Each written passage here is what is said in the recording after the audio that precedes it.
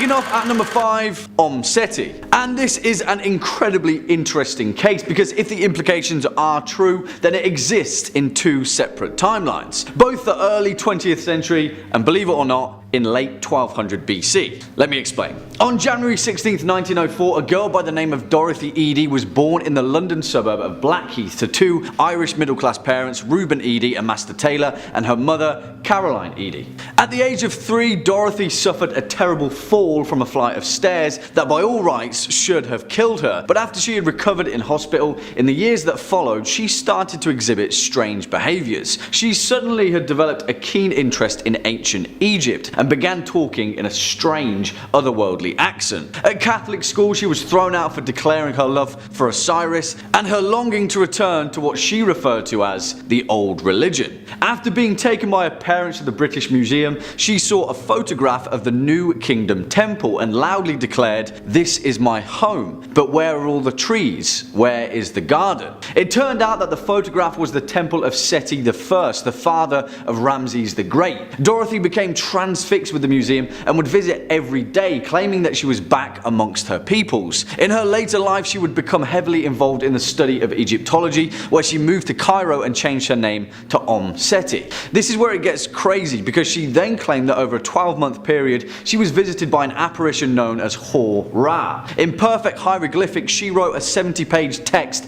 dictating her former life as a priestess at the Temple of Seti, and despite pretty much every attempt to trip her up, her story was terrifyingly accurate. So much so that the garden that she claimed existed as a child turned out actually did. She led archaeologists to a site in the temple ruins, and excavations uncovered a garden that perfectly matched her descriptions. Pretty spooky, right? Next up at number 4, the Antikythera mechanism. If you know anything about the legendary Antikythera mechanism, then you'll know that it's pretty much baffled scientists since its discovery way back in 1901. Now, it may look like some kind of weird piece of ancient metal, but the real kicker is that the Antikythera mechanism appears to be the first instance of an analog computer that, get this, potentially dates back to 200 BC. It was found amongst the wreckage retrieved off the coast of the Greek island Antikythera, and it is believed to have been designed and constructed by ancient Greek scientists. But what exactly were the ancient Greeks doing with a clockwork computer? Well, it appears that they may have been scanning the stars. The device itself is a series of complex clockwork mechanisms comprised of at least 30 meshing bronze gears. Now, detailed imaging of the mechanism suggests that it had 37 gear wheels that enabled it to follow the movements of the moon and sun throughout the zodiac, and could predict eclipses to pinpoint accuracy and even model the irregular orbit of our moon. What is absolutely crazy about the Antikythera mechanism is that the knowledge of this technology was evidently lost at some point in antiquity,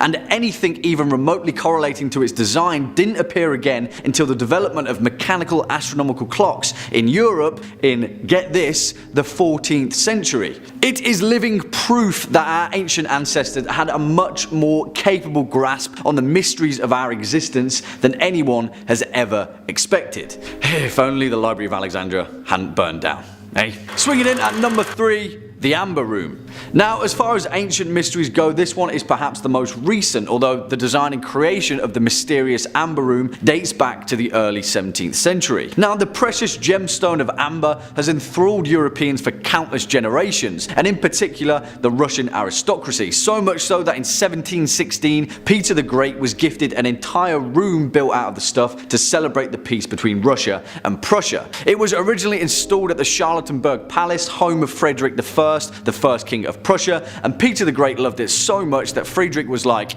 "You can have it, bud, we're friends now." The room consisted of 180 square feet of pure decadence, glowing with over 6 tons of amber, which were backed with panels upon panels of gold leaf. Today, historians estimate that the original Amber Room would have been worth over $142 million, and is often considered to be the 8th wonder of the world. So, where is it? Well, of course, in 1941, Adolf Hitler initiated Operation Barbarossa, and 3 million German soldiers ravaged their way into the Soviet Union. Inevitably, the the Amber Rune was seized, tore down by German troops, packed up into 27 crates and shipped back to Germany, where it was on display at Königsberg Castle until 1943. But in the final months of that year, the end of the war was in sight and the Amber Rune was dismantled, ready to ship away in case the castle was destroyed by Allied forces. That's where the case goes cold and the trail of the Amber Rune was lost to history. Some say that the Amber Rune is still hidden within the ruins of the castle, others believe it to have been straight up destroyed in the bombings. There are those that claim it was loaded onto a ship and can be found somewhere at the bottom of the Baltic Sea. The truth remains that we may never know, but it's one of history's most mysterious treasures. Next up at number 2, the Fall of Angkor Wat. Now, the fall of the Khmer Empire, a highly advanced state-level society that proliferated in mainland Southeast Asia between the 9th and 15th centuries AD,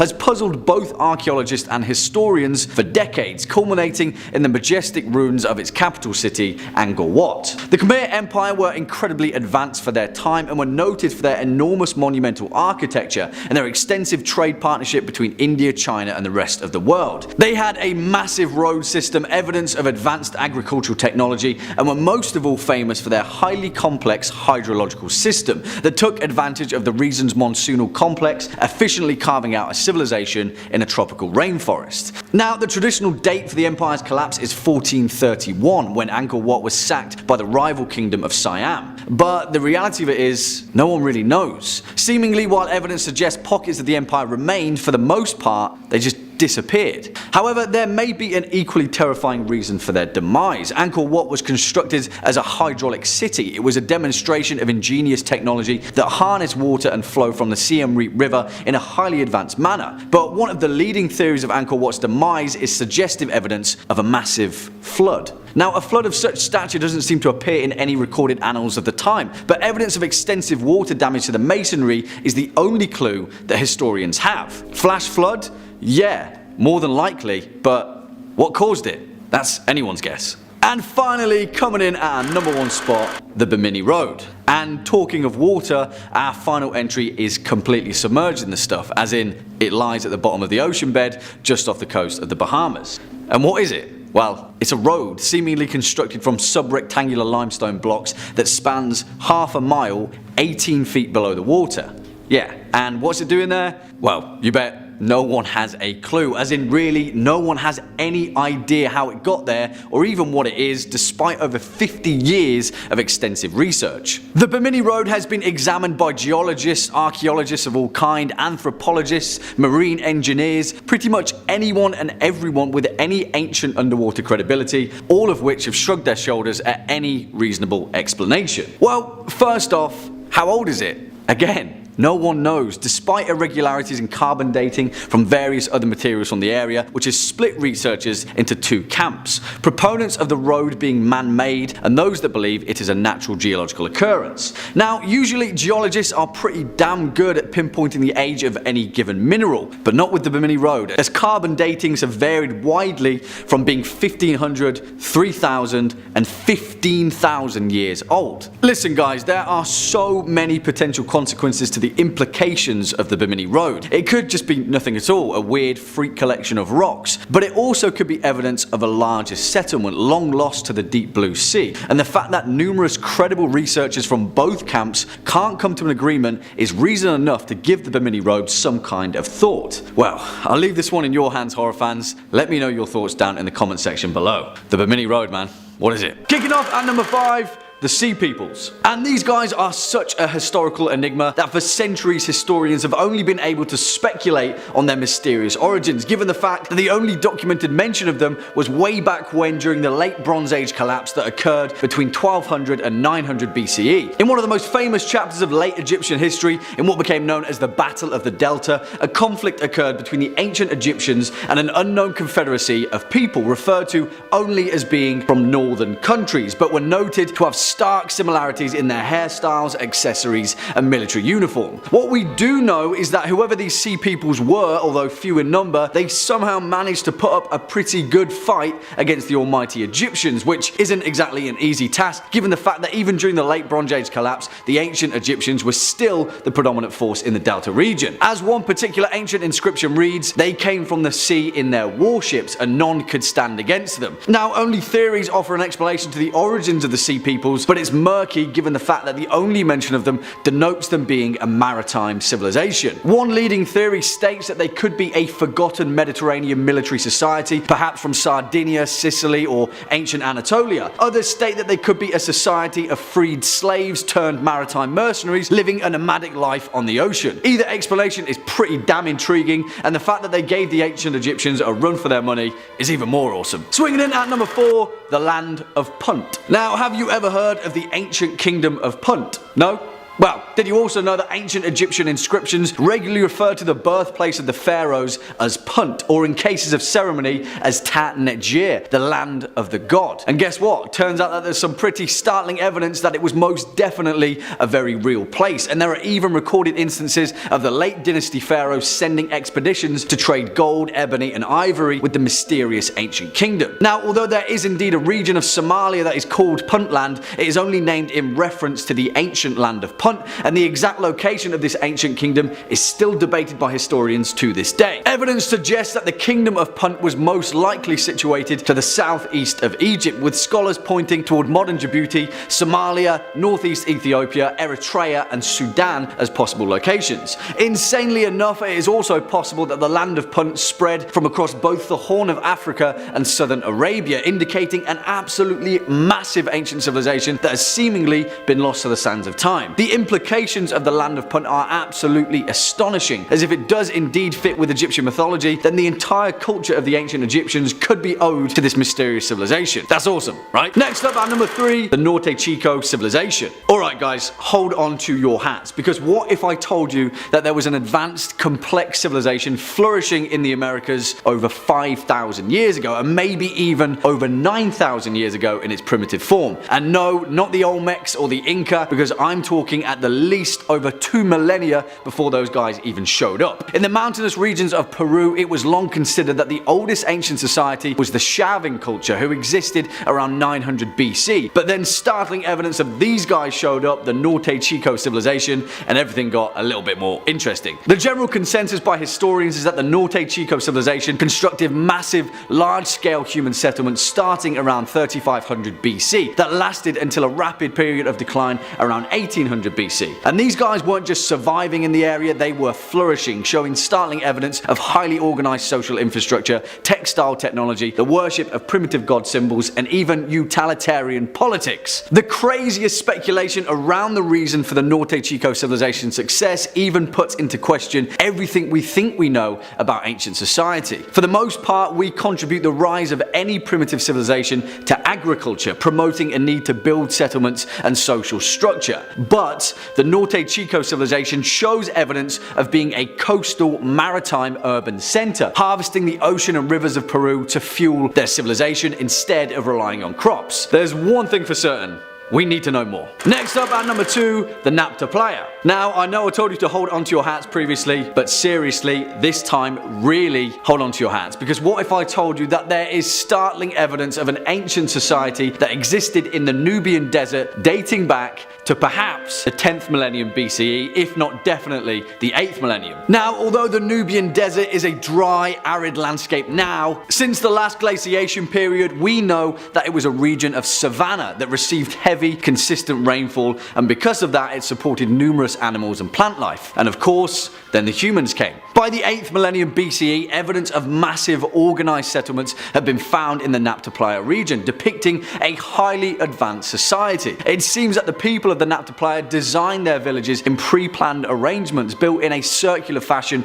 around deep communal wells that held water throughout the year. The most insane implication of the Nabta Playa civilization, though, is that archaeologists have discovered the the remnants of the world's earliest known archaeoastronomical devices. They weren't just hunting and gathering at the time, they were building monuments to the stars, figuring out in great detail the alignments of the planet and our solar system. Now, this is where things get a little bit patchy, because we can trace the alignment of these devices to the rotational position of our given galaxy now. And in relation to the Orion constellation, some researchers believe that these devices were actually designed in the year 17,500 BCE. I'll say no more because my head is about to explode. And finally, at our number one spot, Göbekli Tepe. Now listen, I could talk to you guys about Göbekli Tepe all day, and although we've already covered it briefly in our Ancient Mysteries series, we really need to get into the meat and bones of the one archaeological enigma that could perhaps change every single thing we think we know about ancient human history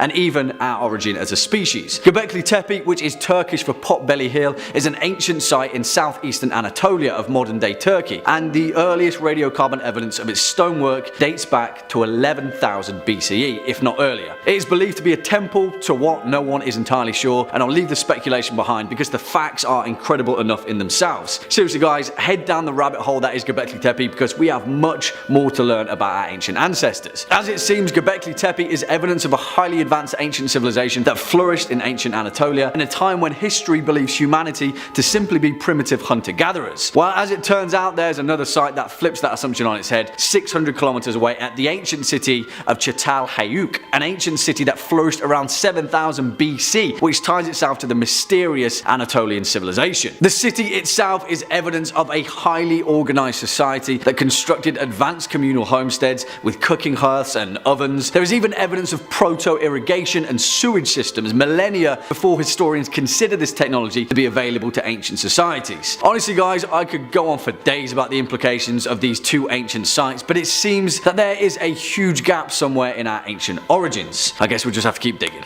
right? Number 5. Mirror, Mirror. Starting off this list, we arrive at somewhat of a tame curse. I mean, not tame, because I've hit nothing but red lights for the past month since I broke mine. We've all broken a mirror or two, haven't we? Little hand mirror here or there. Apparently breaking some melted liquid sand can get you in some pretty hot water. Almost everybody has heard of breaking mirrors. Pretty well dooms you to at least 7 years and of bad luck.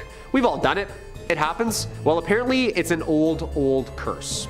This one's origins begin in ancient Rome. The Romans believed that the human soul would renew every 7 years, repairing whatever damage they had suffered during that time. They also thought that a mirror's reflection was a way to look inside said soul. So what they thought was, if you break a mirror, you break a little bit of your soul as well, which would then again have to go through this 7-year cycle to renew and cleanse that bad aura right out of you.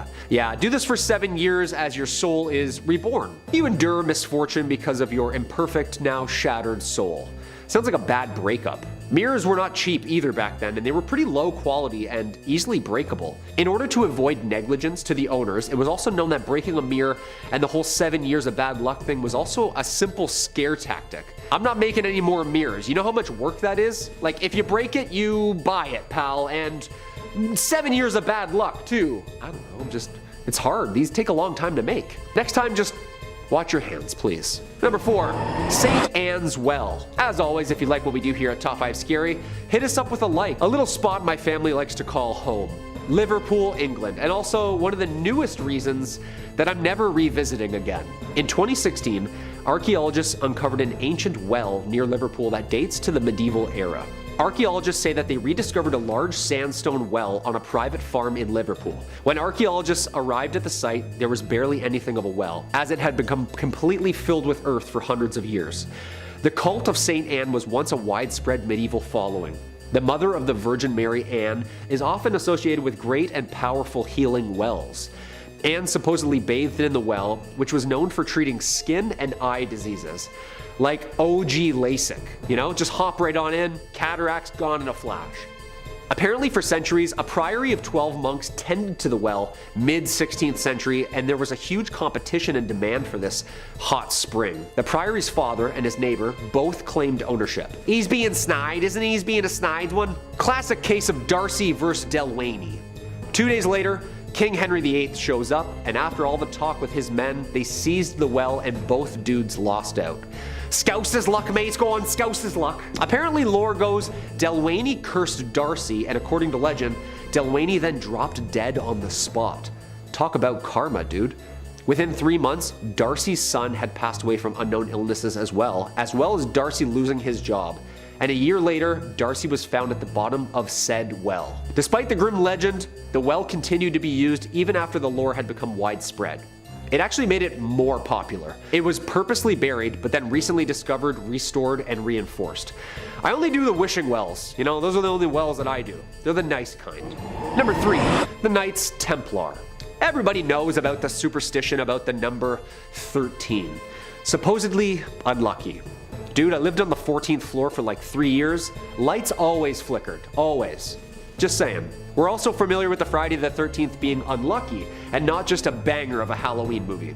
But not a lot of people know where this 13 thing actually originates from. In the early 14th century, King Philip of France was at war with the English. There was this really rich group called the Knights Templar, and after funding King Philip's side of the war, he didn't really have any intention on paying them back. Yeah, you see, the Knights Templar had become a powerful organization in Europe. The most powerful. During the Crusades, King Philip needed supplies and revisions.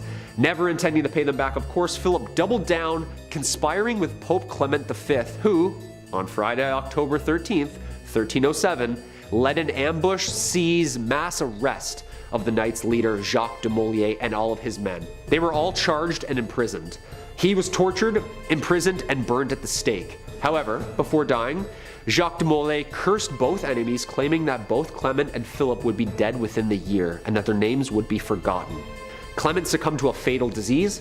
Philip died of a stroke, like right after each other. By 1328, all of Philip's sons and grandsons had perished from rapid illness, and the curse had sprung true. Yeah, I wouldn't cross the Navy SEALs of the medieval times. Probably not a good idea. Now I got flickering lights because you two backstabbed a cult army for doing something nice for you? Shame on you. Number 2, the Pella Tablet. In 1986, archaeologists unearthed a cursed tablet during excavations of the ancient Macedonian capital of Pella. Archaeologists uncovered 1,600 Greek cursed tablets since then. However, the Pella Tablet is still by far the oldest, and apparently the most cursed. Created somewhere between 400 and 350 BC, the Pella Tablet is a letter to the gods asking them for help to curse a woman who stole her man's heart. And not like a sappy mixtape or anything, this curse is inscribed on lead scroll. It's metal paper. The writer, one who calls herself Degina, calls upon divine powers from the gods to solve her problem. Her beloved, Dionysophon, is on the verge of marriage to another woman. Degina wants him to herself, of course, and then asks the gods for some help. The language on the stone is so old that it actually predates the modern and ancient Macedonian language. These cursed tablets, or spell scrolls, were called katatismoi, or deficciones, and it was widely believed that they would continue to work and curse as long as the text and tablet existed. Basically, as long as there's batteries in there, it's gonna keep on cursing. James L. O'Neill from the University of Sydney interprets the translation of the ancient text as, quote, "Forbid by writing the ceremony and the marriage of Dionysophon and Thetima, and all other women, and widows and virgins, but especially Thetima. And I assign them to Macron and the Daemones. And whenever I shall unroll and read this again after digging it up, then Dionysophon may marry. But not before. May he not take any wife but me, and may I and no other woman grow old with Dionysophon. I am your suppliant. Pity me, dear Daemonis, for I am weak and bereft of all friends. But protect me so this does not happen and evil Thetima will perish evilly. But may I be fortunate and blessed." Whoa, for never was a story more woe than this of Thetima and her Dionysophon. I think it sounds better than Romeo and Juliet. What do you think? I mean, that's not very nice to wish there, Degina. Kinda mean if you ask me, and very jealous. Also, Thetima, girl, you gotta split. This girl's out here looking for you. You're gonna catch some hands for talking to someone else's man. I'm just saying, you've been warned. Number 1, the Bjork Torp Runestone. Of course, the number 1 spot, Bjork Torp Runestone. I had to. I just did my ancestry and apparently I'm 12% Viking. Yeah, I just sent my spit somewhere and they told me that. This specific cursed runestone is one of the many megalithic standing stones located in Sweden. This one actually is one of the world's tallest as well, measuring 4.5 meters high. It's part of a stone circle with 2 other blank standing stones. Scholars date the rune stone's inscription to the 7th century AD. It's carved with a type of rune that form an intermediate version between the elder Futhark and the younger Futhark. The rune stone is inscribed on both sides. The short message reads, "I foresee perdition," and the longer side translates to, "I, master of the runes, conceal here runes of power, incessantly plagued by maleficence, doomed to insidious death, is he who breaks this monument. I prophesy destruction." A little aggressive, bro, but I guess, they were Vikings, so aggression was kind of their thing. Local lore says that the curse came true at one point. Long ago, a man wanted to move the runestone so that he could have more room to farm, so he piled wood around it in an attempt to heat the stone and then crack it with water. As soon as he lit the fire, the man's hair lit aflame. His clothes were soon engulfed and the man perished right there next to the ruin. Yo, I would just avoid these at all costs. Like, no point should you ever be trying to move an ancient Viking cursed megalith. Again, unless you're Kratos helping Loki climb a mountain. Number 5, King Casmir IV. In the 1970s, 12 archaeologists opened a tomb in Krakow, Poland of unknown date. Somewhere around 500 years ago, they think. 1427, King Casmir Jagiellon IV. He grows up to become the Grand Duke of Lithuania in 1440, and then, eventually, King of Poland in 1447. Fast forward back to the 1970s. The Chapel of Wawel Castle. They find a wooden coffin basically rotten, and what remained were only sections of the king's decaying corpse. Spooky. But then 4 out of the 12 researchers who were working on exhuming the tomb passed away the following couple of days. Suddenly this seemed to be a repeat of a similar event that happened about 50 years ago. Yeah. At least a dozen researchers, either working on site or handling artifacts in a lab, began to experience severe health problems, even lethal. Yeah. Talk about cursed tombs. Holy moly. An agreement to examine the historical site was debauched for a while. Excitement for any kind of scientific research due to the strict government in the 1970s, you see. Cardinal Karol Wojtyla, this guy was a huge supporter of scientific research and already studying King Casimir's dad. He was responsible for the decision to open and study the tomb a few years later. And after that, a few years later, he becomes Pope John Paul II. Like, how awesome is that? Guy was woke back then. He was like, nah, science rules, we need to dig in. The story caught the attention of a nation. Before the burial site was exhumed, the archaeologists and citizens all joked that the tomb was cursed and those who continued should proceed with caution. And then 4 of them, well, yeah. Numerous types of mold spores that cause potential health risks to humans if inhaled. This is like the Howard Carter case all over again. Most tombs in ancient sites contain a pathogenic fungus called Aspergillus flavus. Causes allergies, asthma, and likely fatality. Yeah, big stuff. Heavy stuff. Number 4, the Assyrian Tablet. As always, dudes, if you like what we do here at Top 5 Scary, hit that thumbs up button, alright? 6'1" height. That's how tall I am, and that's how tall our next curse is, but engraved onto a slab of basalt. 6'1", absolutely massive, and talk about heavy, too. Quote, whoever discards this image from the presence of Salmanu puts it in another place, whether he throws it into water or covers it with earth, or brings and places it in a taboo house where it is inaccessible. May the god Salmanu, the great lord, overthrow his sovereignty. May his name and his seed disappear in the land. Okay, yep, no, that's definitely a curse. Sounds like Rush lyrics, doesn't it? I feel like Geddy Lee wrote this. Written by an unknown author, inscribed onto an Assyrian tablet 800 BC. Definitely not Rush then. And again, this thing is massive, but now, unfortunately, broken in 2. One half ended up in the hands of the British Museum and the other Bonham's auction house. Look, I understand private collectors are a thing, but can we just have a non-biased, geographically neutral ancient library that we can all just collectively study? So many that's mine, no, that's mine. Sounds like kids fighting over this stuff, doesn't it? We're all just curious, we want to know. The fragment in the British Museum's collection was found in 1879 in Syria. It was formed in basalt to commemorate a military achievement of King Adad Nirari III. The British Museum has the top of the statue with the image of the knight's head portion. Again, this thing has gone through so many legalities about ownership, where did we find it? Who wrote it? The carvings show the rulers alongside sacred symbols, the winged sun disk of Shamash, the star of Ishtar, and the thunderbolt of the weather god Adad. The lower portion was put up for auction by a private collector in London in 2014, and in 2017, the bottom half made international headlines. Once again. This time it was at the center of a dispute between its former owner and the commissioner of the Metropolitan Police in London. The commissioner apparently was sued by a Lebanese antiques dealer after police confiscated the relic. Yeah, too much arguing for me. Like, just share it. Couple months here, couple months there. I don't know. Just get along so we can study the damn thing. Number 3. Polish King's Curse. In April 1931, in a crypt in Vilnius, ancient Polish queens and kings were found. But they were found with their crowns still on their heads. Yeah, cryptic stuff. It was a royal burial, you see. Described by those involved as the discovery of a century. Polish researchers didn't even know what they were in for. After a massive storm had flooded a crumbling cathedral in Vilnius, they threw down sandbags to preserve the artifacts, but on the night of April 25th, the water had won the battle and the chambers were completely flooded. They followed the water deeper and deeper to the lost remains of Polish kings and queens from the 15th century. Storm of the century, I'd say. Out of place and messy, but definitely royal nonetheless. The floating muddy remains of Queen Elizabeth Habsburg and Queen Barbara Radziwiłłona.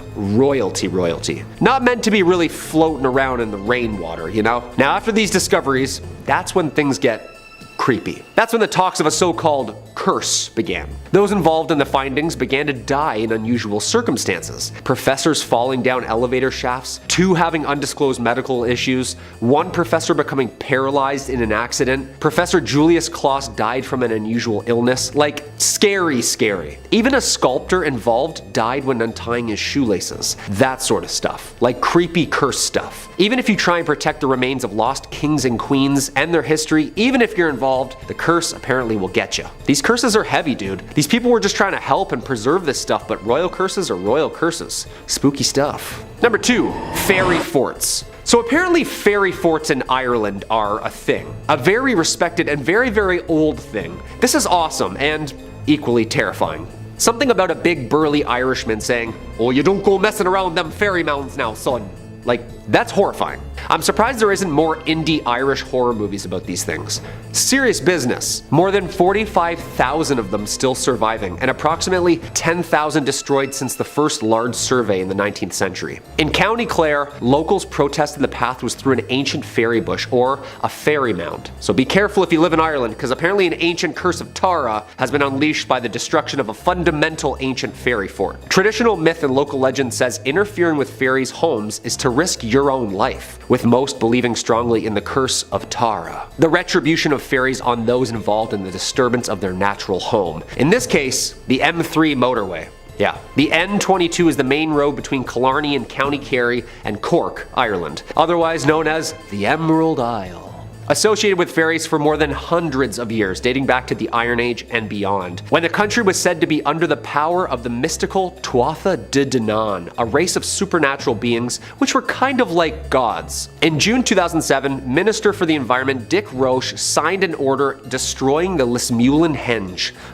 Lismullen Henge was a 4,000-year-old astronomical observatory and place of worship, once hailed as one of the most important archaeological finds of the century. And, of course, bad things followed. Surveyors held up by an armed gang, the Minister for Transport sucked out of a helicopter when the door mysteriously fell off, the Chief of Health and Safety Officer was struck by a falling tree. Hey, how about we listen to this ancient Irish lore and not around, huh? Also, it's a road. You can't build a little curve around a 4,000-year-old monument? Really? Come on, people. Number 1. Fous Porello. 2 cursed 1,600-year-old lead tablets in the Museo Archeologico Civico di Bologna were recently deciphered. And one of them turns out to be one of the first known surviving curses directed at a Roman senator. That can't be good. This one's a juicy one. Well, these 2, because it's a pair of lead cursed tablets. First off, how much must you have someone off before they get a big rock and start chipping and chiseling away at it for like 4 years straight? Like, if you're still mad after a day of chiseling rock or metal, it's serious. Usually a couple of deep breaths in about 5 minutes gets you over anything. But like, you know what I mean? Just anger. A drawing of a snake-headed deity, possibly Hecate, the goddess of the underworld, crossroads, and sorcery, with her arms crossed and a star carved over her. Although her name is not mentioned, the phrasing of the invocation is similar to the other curses that enlist Hecate and their dark curses. The crossed arms symbolize the binding of the deity to the curse. The goddess will remain bound until its terms are fulfilled. This is what it says. Quote, "Crush, kill Fistus the Senator. May Fistus dilute, languish, sink, and may all of his limbs dissolve." Okay, it's a little harsh, no? The other lead tablet, Cursing Porcello, has a little less violence, but still, yeah, pretty hateful. The cursed person's named Porcello and his wife Morelia. Same snake-headed deity with crossed arms, but this time, Porcello gets a drawing too. He's portrayed as a wrapped mummy with his arms crossed and his name written on both of them. Quote, "Destroy, crush, kill, strangle Porcello and Morelia. Their soul, heart, and buttocks, liver." Again, what did these people do? Like, liver? That's so specific. Unfortunately, we don't know where they came from. They were acquired by the museum in the 19th century, then forgotten about until about their rediscovery in 2009. The museum has no specific record of acquisition of the tablet's provenance. They could be anywhere from the late Roman Empire. Yeah, anywhere. The two curses, mainly written in Latin and inscribed on thin lead, would have been created by two different people in the late life of the Roman Empire. They both lay at the Museo Archeologico Civico in Italy. Yo, I don't want to get dissolved. People are saying dissolved a lot, you know? That's really harsh. This curses, man. Serious stuff. Number 5 on this list is the dancing plague of 1518. That's right, guys, you heard that right. A plague about dancing. Honestly, I'd never heard of this before, and in my whole time working on this channel, this is actually the coolest and strangest thing that I've ever come across. So in Strasbourg, Alsace, which is now modern day France, in the year 1518, from July all the way to September, people just started dancing. For months, hundreds of people were dancing in the streets of France, and they couldn't stop. It's said that one woman started dancing in the streets one day, and then some more came, and they just kept going for months with absolutely no reason at all. People started thinking that this was the cause of a demonic possession or some ghost that was making people lose their minds, but in actuality, nobody had any idea why these people were doing this. This wasn't a casual waltz either. These people were going hard. These people went so hard that they literally danced themselves to death. I can't possibly imagine going so hard at the club that I died, but that's basically what happened here with these people. There are actual claims that at one point in the heat of all this dancing, up to 15 people were dying per day just from dancing. This death kept happening, and these people would continue dancing around all of these bodies. This plague went on until September, when it just suddenly subsided, and that was that. No explanation, no reasoning behind it. They just went hard for several months and then stopped. That's why everyone thinks that something demonic has to be the cause of all this. Some people have speculated that food poisoning may have played some role, but that just doesn't make any sense to me because it went on for months. Seriously, folks, please comment down below what you think about this or some theories about why this happened, because it has me pretty baffled. Number 4 on this list is the lost city of Atlantis. Atlantis is a city that is considered to be a utopian society in the middle of the Atlantic Ocean. It was first documented by Plato in 2 of his works, Timaeus and Critias. Now, even though Atlantis is often referred to as a city these days, back then Plato described it as an island. This island was located in the Atlantic and was said to be pretty massive, bigger than Asia Minor and Libya combined. This island, or city, was extremely wealthy and had a surplus of resources. This is what led them to being considered a utopia and a highly advanced group. Now, Plato describes a great battle between these Atlanteans and the Athenians, and says that after lots of hard fighting, the Athenians eventually prevailed in the war. Then, several massive earthquakes caused the earth to shift, and the entire island of Atlantis was swallowed up by the sea, and now rests at the bottom of the Atlantic Ocean somewhere. Many people have speculated on how accurate these tales from Plato are, with experts believing that this could just all be a myth. However, the legend of Atlantis started to circulate around Europe many years later, and people began searching for this lost city. Nobody has found it to this day, but that doesn't mean that it never existed. Maybe we're just thinking about it the wrong way. Some people have thought that this entire city of Atlantis could have been aliens coming down to Earth, and that potentially this island was never really an island to begin with. Plato does describe the society as being a utopia, and an explanation for that would be aliens that have far better technology than we do. Maybe when this island apparently disappeared, these aliens just left. Now, that does beg the question, if they're so advanced,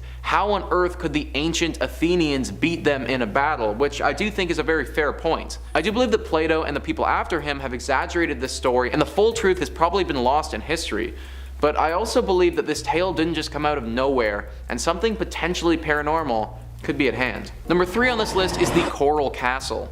The The Coral Castle is a limestone structure located in Florida. It is super unique and has these strange limestone rocks that have been carved into various figures. Now there's nothing inherently cursed about this place. However, similar to the pyramids or Stonehenge that we covered in our last video, people wonder how on earth this place was made. Edward Leeds Scallon was a self-taught Russian engineer who came to America. He lived from 1887 to 1951 and is credited with being the creator of the Coral Castle. What's absolutely crazy about this story though, is he constructed the structure all by himself. This is what baffles people to this day. How on earth is it possible that one man in the early 1900s was capable of moving these limestones and carving them the way that they are single-handedly?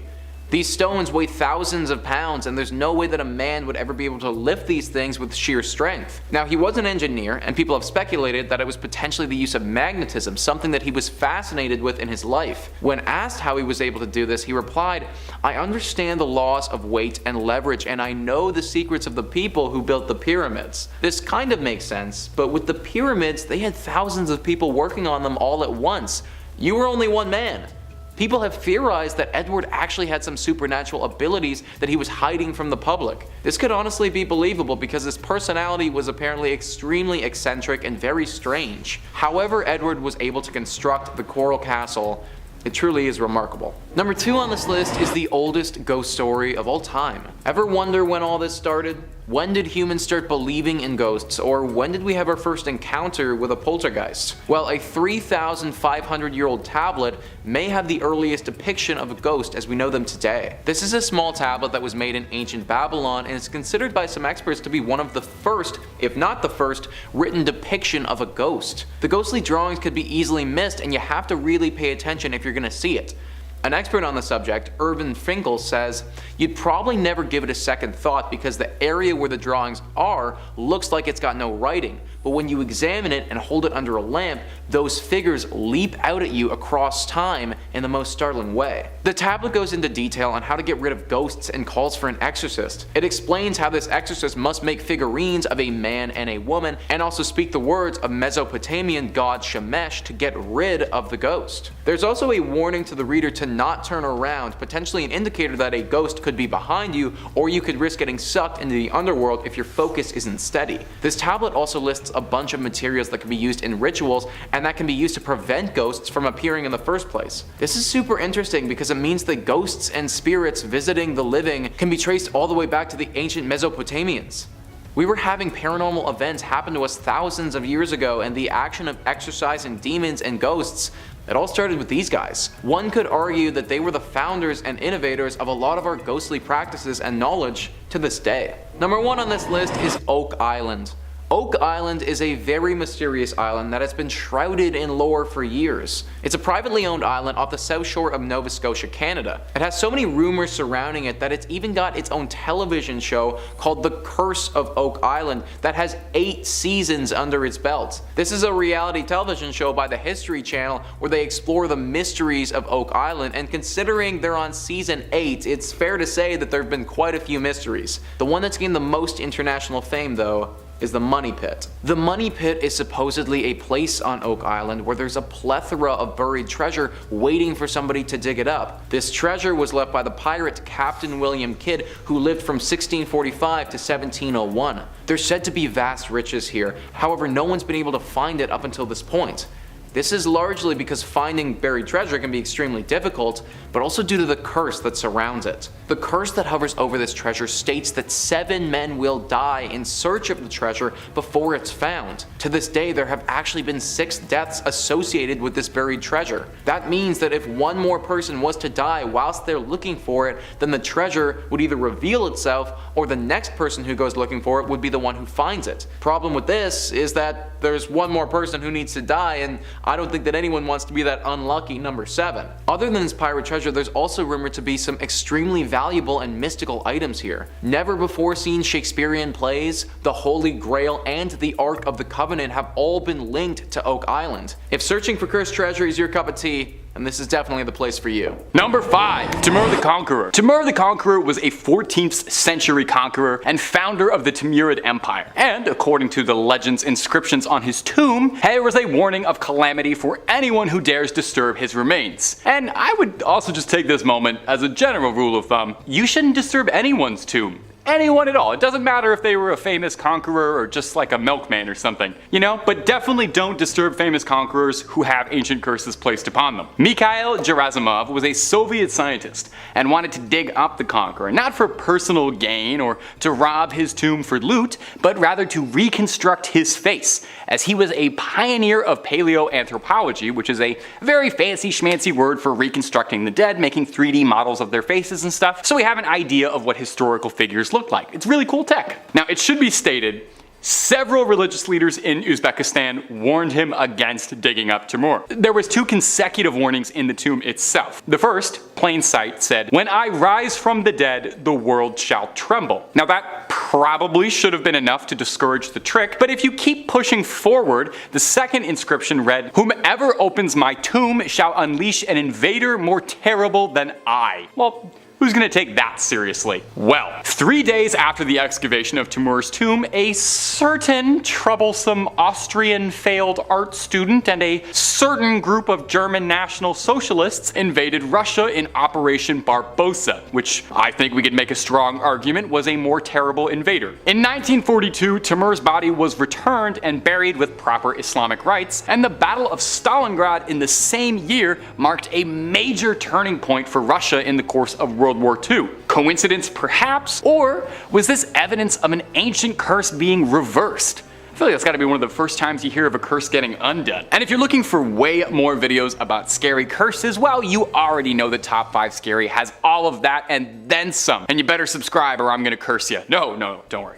No curses at all, just a little joke. But do make sure you hit subscribe, ring that little bell so you don't miss any of our videos, but if you'd be so kind, do it at the end of this video, because I got 4 more cursed tombs coming up for you right now. Number 4, Casmir IV. Our next entry at number 4 on this list is a new one to me. I'd never even heard of this guy, so hopefully it's a new one for you as well. It's the tomb of King Casmir IV Jagiellon. King Casmir IV was one of Poland's most beloved heroes right after Geralt of Rivia. Under King Casimir's reign, according to Britannica, he subdued the Teutonic Knights and fought to keep a union between Poland and Lithuania while recovering lost lands taken from kings before. Pretty cool king stuff. His legacy is that of one of Poland's most notable leaders, and his grave has left quite a lasting impact on the country. After King Tut's grave was exhumed, around 40 years after, something very similar happened to a research crew in Poland at the tomb of Jagiellon.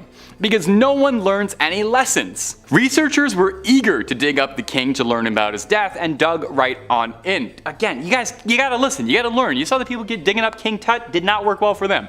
Things did not go well for the excavation team. Unearthing the king under Wavell Chapel was easy enough, but it's the examination that started to claim so many lives. As the examination was in progress, those involved started to die from strokes and infections. Within days, 4 were dead, and within years, around 15 of them were dead. Was it a fungus inside the coffin and tomb that had infected the researchers? Or perhaps were they playing with something up far above them and far more powerful than they ever could have understood? Again, I don't know how many more times I can beat this drum. If you have to dig up the grave of an ancient king or an ancient emperor or an ancient conqueror or anything, at the very least bring like a priest or something, or somebody to bless the place, somebody to do a little anti-curse work. You're setting yourself up for failure that way. Number 3, Tyrano Masakado. We're headed out to Japan for our next entry on this list. The number 3 entry is going to be the grave of Tyrano Masakado, whom is attributed as being Japan's first samurai. Tom Cruise being the last samurai, of course, and the identity of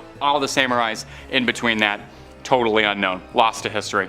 Now, the story of Tyrano Masakado is absolutely fascinating, especially if you love Japanese history. He was a samurai who rebelled against the central government in 10th century Japan. He claimed the title of new emperor and led a revolt in the Kanto region. Masakado's rebellion was eventually suppressed and he did fall in battle, but his legend grew over time and he became revered as a folk hero and a symbol of resistance. Masakado's story embodies the struggle against oppressive rule and the enduring spirit spirit of the Japanese people. And enduring spirit, that might have a few more meanings. When the Ministry of Finance burned down during an earthquake in 1923, the at the time superstitious Japanese emperor blamed Masakado, who had been dead for 1,000 years at this point, so probably not directly involved, but a ghostly curse maybe. The grave superstition actually extended outside of Japan. When the US was occupying Japan in 1945, they refused to go anywhere near Masakado's final resting place. A bank was erected where the shrine was, and a few years after it was built, the branch declared bankruptcy, funny enough. In a last-ditch attempt to save their bank and appease the spirit, they opened an account for Masakado. It didn't help much, and probably just offended him more when he saw that his bank account was empty. These days, there's a small garden dedicated to Masakado's memory where you're invited to come pay homage and respect to Japan's first samurai, but if I was you, I would avoid building anything there at all. Maybe just take a few pictures, sit on a bench, and say something nice to him. Number 2. Shakespeare's grave? Who's the most famous writer of all time? You could probably make a very strong case that it's William Shakespeare, the beloved playwright and nemesis of high schoolers. All his characters are household names, and his plays have been played over and over and over and over around the world. There's probably much ado about nothing happening in a park near your house right now. You probably wouldn't think of an esteemed playwright from the 16th century in England to be someone you would hear about on a list of cursed tombs. But would you believe that Shakespeare's grave is said to be cursed? I hope you believe it, because it's true. Now, Shakespeare's own name isn't on the tomb. Shakespeare's own name isn't on the tomb, according to Reuters, but the inscription on his grave definitely bears mentioning. Good friend, for Jesus' sake forbear to dig the dust enclosed here. Blessed be the man that spares these stones, and cursed be he that moves my bones. Thank you. I did Statford for a few years. Yeah, thank you. It's no big deal. It's no big deal, guys. The warning worked. Buildings constructing repairs in 2008 went out of their way to avoid the gravesite at all, but not everyone would heed the bard's curse. According to an archaeologist, Kevin Calls, there is reason to believe that at some point in time, for unknown reasons, somebody dug up Shakespeare and took his skull.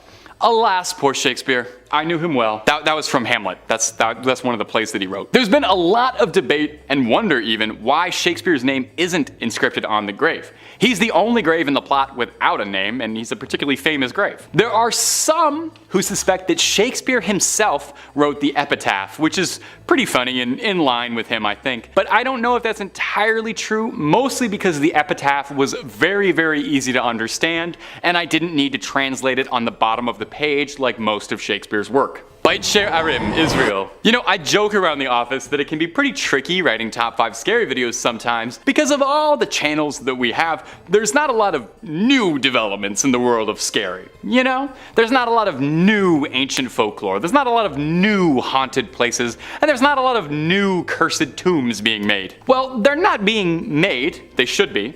But they are being discovered. I guess they could still get made too, there's still time. A recently uncovered tomb was discovered within a recently unearthed cave in an ancient cemetery in Beit Sharim, Israel. Would you believe this is the first tomb that has been found there in 65 years? Now, the archaeologists termed the tomb significant because it was the first time ever that a tomb has identified a dead person as converting to Judaism. The tomb had a strange message scrawled in ominous red writing reading, Yaakov Hagar vows to curse anybody who would open this grave, so nobody will open it. 60 years old. Yaakov Hagar translates to Jacob the proselyte, which means a convert to Judaism. No one knows exactly who wrote this inscription. An archaeologist from the University of Haifa said the message was inscribed to ensure the resting place of the dead remained undisturbed. It was to prevent others from opening the tomb at a later point, which happened quite often. Reusing tombs through time, said Adi Ulrich, the archaeologist. Totally can sympathize with that. When I was younger, I had to share my room with my siblings, had to share a bunk bed. I wouldn't want to share a tomb. I'd want a tomb all to myself. Ulrich also said that the inscription is from the late Roman or early Byzantine period, a time when Christianity was strengthened.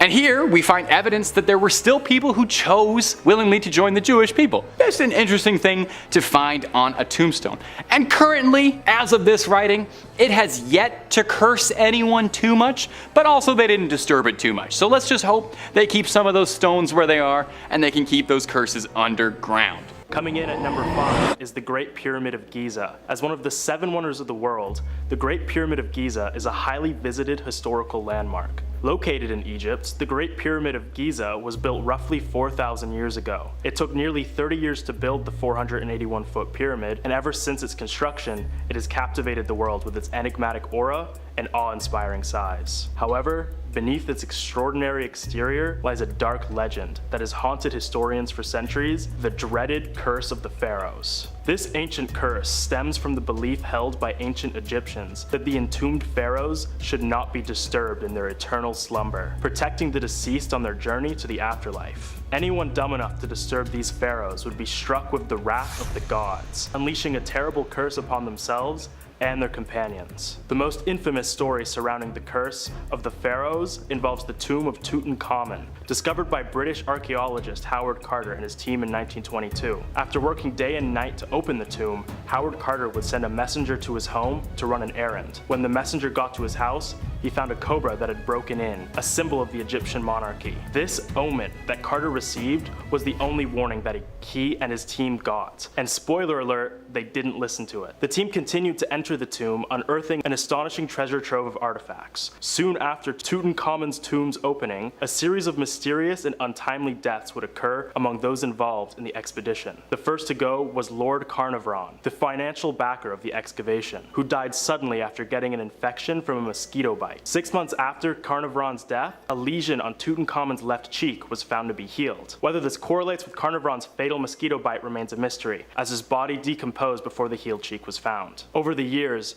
numerous other accounts of misfortune and tragedy associated with the pyramid emerged, only adding to the curse's reputation and the fear surrounding it, such as George J. Gold, a visitor of the tomb who died of a fever he developed following his visit. There's also Henry Field, who received a scarab from the tomb from Howard Carter. The scarab was inscribed, "Cursed be he who moves my body. To him shall come fire, water, and pestilence." Shortly after, his house would burn down, and after it was rebuilt, it would then flood. The curse of the pharaohs remains a chilling tale that leaves a lingering sense of dread and unease. Every time we gaze upon the Great Pyramid of Giza, we are reminded that some doors are better left unopened, and that there are secrets in this world that may forever be shrouded in darkness. Anyway, coming in at number 4 is the Cursed City of Aad. The Cursed City of Aad was a bustling metropolis located within the heart of ancient Mesopotamia. It stood as the capital of the Akkadian Empire during the 24th and 23rd centuries BC.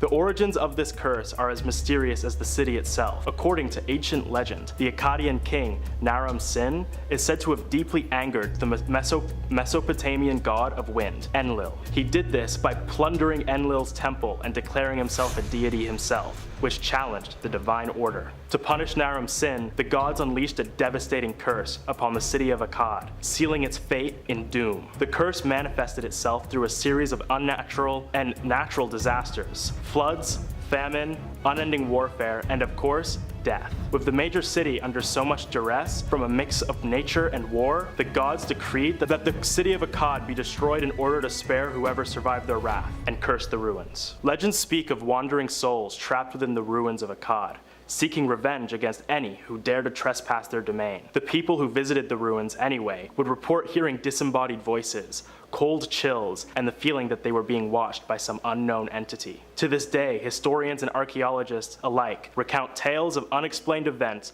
happening to them and any who attempt to excavate or study the ruins of Akkad. Some have even gone so far to report ghostly figures walking among the ancient remains. The Cursed City of Akkad serves as a chilling reminder of the greed of great rulers and how that greed often turns into hubris. Next up at number 3 is Australia's very own Ayers Rock, also known as Uluru. The Curse of Uluru casts a mighty shadow of fear over this iconic sandstone monolith in Australia's vast outback. Rising majestically from the rugged desert landscape, Uluru holds sacred significance for the indigenous Australian peoples. According to Aboriginal beliefs, Uluru is a site that holds tremendous spiritual power and holds the essence of the ancestral beings who once walked the earth and shaped the land. The spirits that reside within the monument are said to be its guardians, and disturbing the site is believed to invoke a potent curse upon those who disrespect its sanctity. Tourists who venture too close to the rock, take photos of it, or even have taken rocks or soil as souvenirs have reportedly faced long runs of bad luck, misfortune, and a string of unfortunate incidents, all attributed to the wrath of these ancestral spirits. Tourists often regret stealing from the sacred location, going on long journeys to return stolen parts of Ayers Rock. The Uluru National Park's main office receives hundreds of packages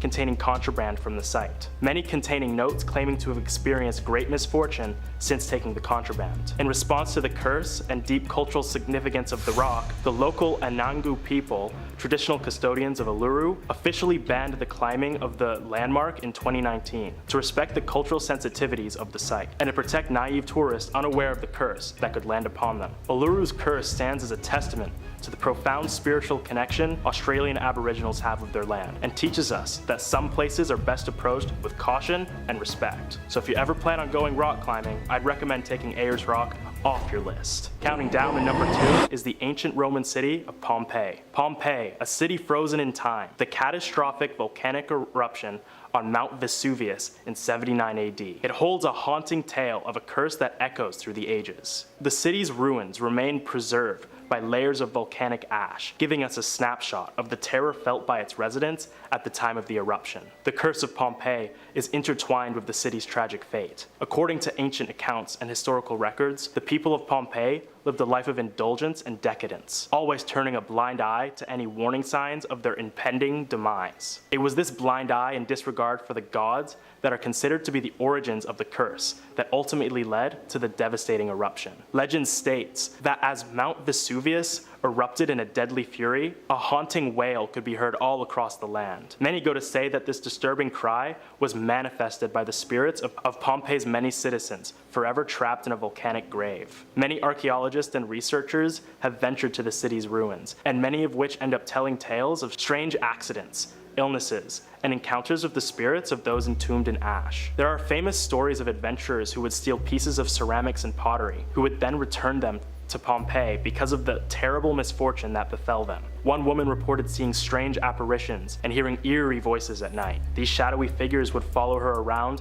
and make her life miserable until she would eventually return the stolen artifacts to the ashen city. Even today, tourists who wander the ruined streets of Pompeii will report hearing faint cries and whispers, the lingering echoes of a fallen civilization. And at the number 1 spot is none other than the Forbidden City in Beijing, China. A grand city located at the center of the imperial city of Beijing, the Forbidden City boasts a history that spans over 3,000 years. It acts as the most iconic landmark of ancient Beijing, with stunning architecture, and it is surrounded by numerous beautiful gardens and temples. However, the city's majesticism hides a dark, mysterious curse that has left even the most seasoned historians wary of its power. The Forbidden City was built during the Ming Dynasty. It served as an imperial palace for the Chinese emperors until the end of the Qing Dynasty. The Forbidden City acted as a central hub of political power and prestige. Its construction involved the toil of countless workers, and legends speak of their suppressed suffering, giving the city an unsettling aura. This would form the curse, and it is believed to stem from the torment endured by the laborers and the suffering inflicted upon those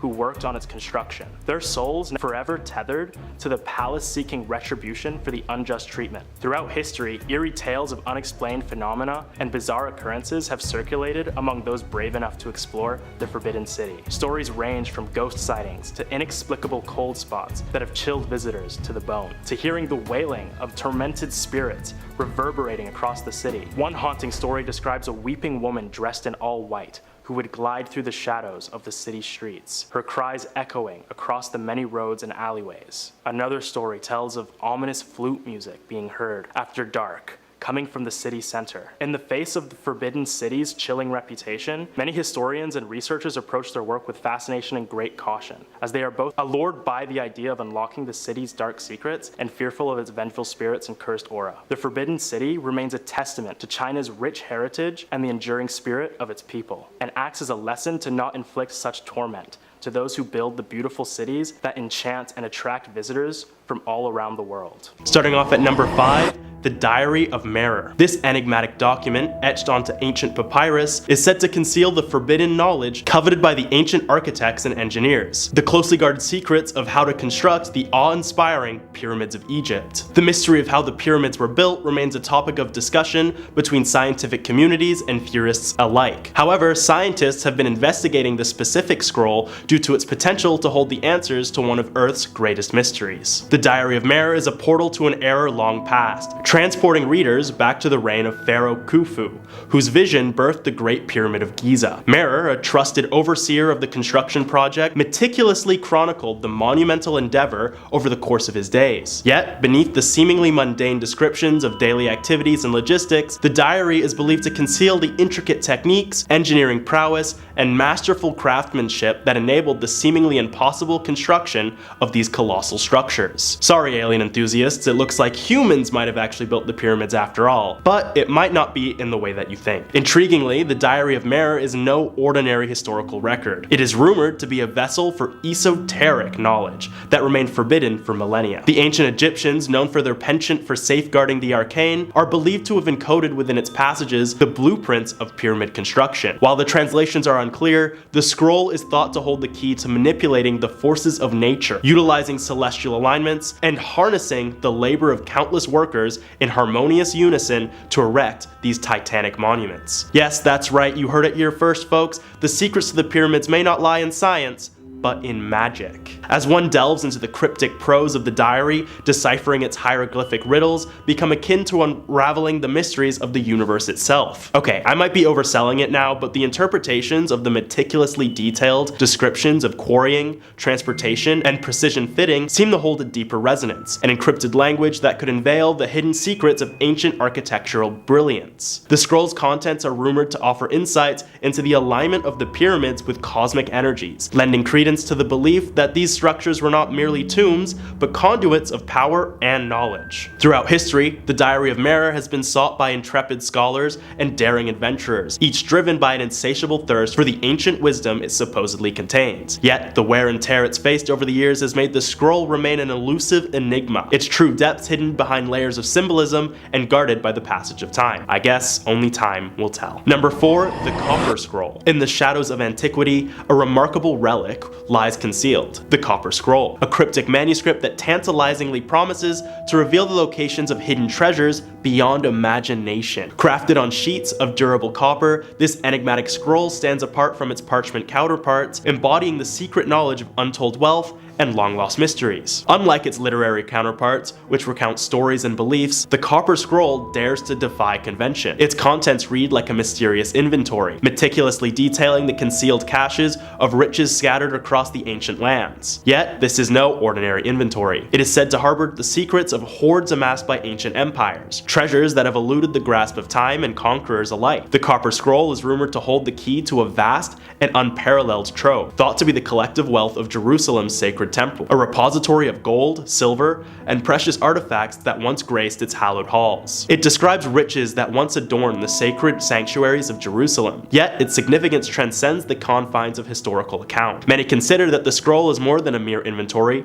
but a guide to unlocking the vaults of forgotten empires, the treasures of distant kings, and the coveted possessions of ancient dynasties, the magnum opus of treasure hunting. However, it's not that easy to find the treasure. Adventurers and scholars alike have been drawn by the promise of unimaginable treasures, venturing into uncharted territories, guided solely by the secrets inscribed upon its surface. However, the scroll is written almost entirely in riddles, the likes of which are completely indecipherable, which you can thank the passage of time for, as the riddles often relate to old locations, references to events that, as far as we know, never happened, and even jokes that were probably super funny at the time, but just make no sense to us. Somehow, the original writer of the Copper Scroll, whether intentional or not, has fully encrypted the writing in a way that not one promised treasure has been found to this day. At this point, it's more likely to just randomly stumble upon the treasure than to find it by looking. What a sad, treasureless world we live in. Moving on to number 3, the Mount Vesuvius Scrolls. Found among the remains of the ancient Roman town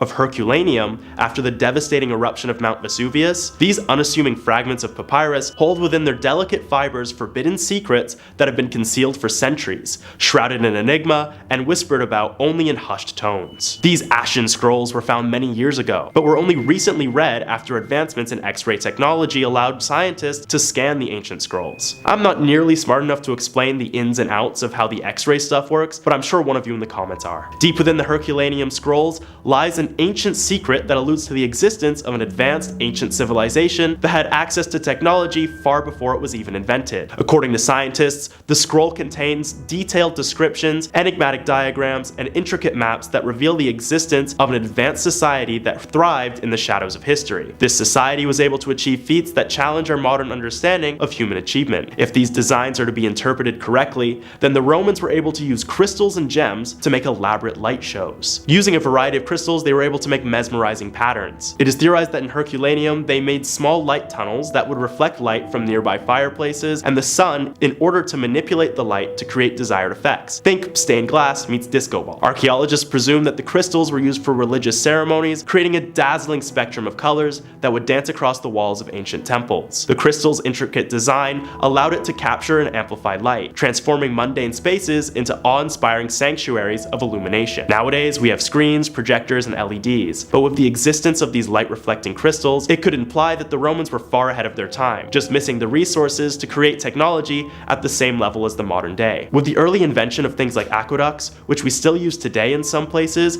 it's no surprise that back then, the Romans were innovating pretty damn hard. Too bad after the eruption of Mount Vesuvius, all existence of these weird light crystals seem to have disappeared from the face of the earth. But as we continue to search through these ancient scrolls, who knows what other forbidden pieces of information we might find. Next, at number 2, the New Jerusalem Scrolls. The New Jerusalem Scrolls are a cryptic revelation of a future yet to come, an unsettling glimpse into a world gripped by chaos and upheaval. Unlike many other scrolls found alongside these scrolls, it speaks of a dark future outside of a religious context, which to scientific communities increases its validity. The scrolls recount a dark narrative of apocalyptic visions, where skies are rent asunder by celestial upheavals and the very fabric of reality is torn asunder. Within these parchment confines, cataclysmic events unfurl, painting a portrait of a world descending into madness, where civilizations crumble and the boundaries between life and death blur into a nightmarish scenario. Whispers among those who dare to decipher the scrolls hint at the emergence of a blinding dawn,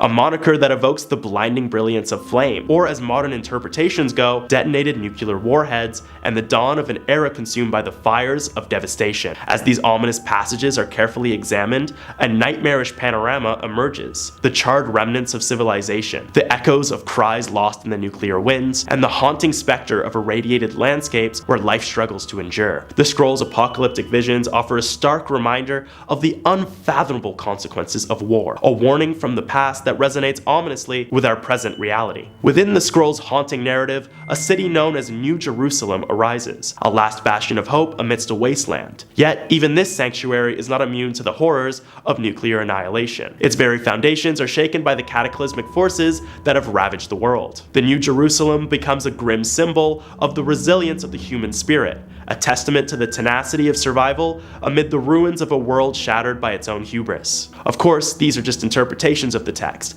as the very idea of nuclear radiation and weapons did not exist at the time. But the way it outlines hellfire caused by war is just too similar to a nuclear fallout for us to ignore. Let's just hope this prophecy doesn't come true anytime soon. It wouldn't be a list about scrolls without it. At number 1, the Book of the Dead. Now, I know it's called the Book of the Dead, but it's written on papyrus, so it is in fact a scroll. Also known as the Necronomicon, the Book of the Dead is a shadowy and elusive scroll that transcends the boundaries of earthly knowledge. This forbidden grimoire, said to be of ancient origin, is rumored to house secrets so arcane and perilous that mere mortals are warned to keep their distance, a repository of dark wisdom that beckons with a seductive yet ominous allure. Within its ink-stained pages, the Necronomicon is said to chronicle rituals, incantations, and otherworldly knowledge that defy comprehension. It delves into forbidden realms of existence, chronicling interaction with cosmic entities and malevolent deities that inhabit the murky abyss beyond the veil of reality. Whispers among those who dare to speak its name hint at spells that can summon these eldritch forces,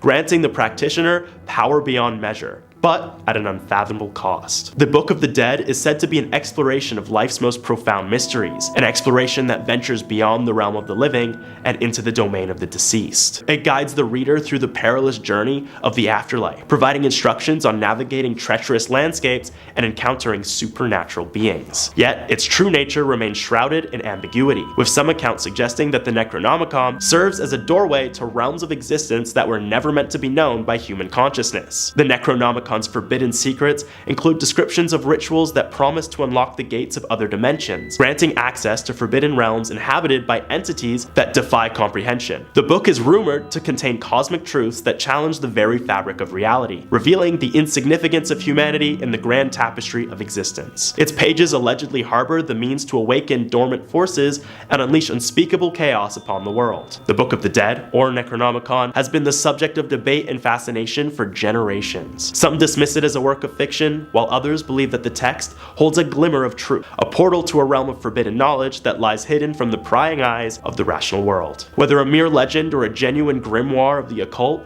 the Necronomicon remains a testament to humanity's eternal quest to pierce the veil of the unknown, even at the risk of forces beyond mortal comprehension. I'd keep away from it though, personally.